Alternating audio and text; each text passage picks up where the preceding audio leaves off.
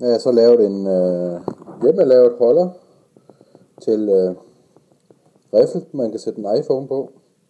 Og det her lavet er et stykke plastikrør, 50 mm plastikrør, der bliver brugt til vandrør og afløb og sådan noget. Og den er cirka, jeg tror den er omkring 12-13 cm lang, skåret af.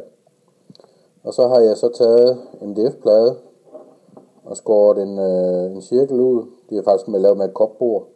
Og så er der boret et lille hul, hvor iPhonen skal kigge ud ind i kikkerten.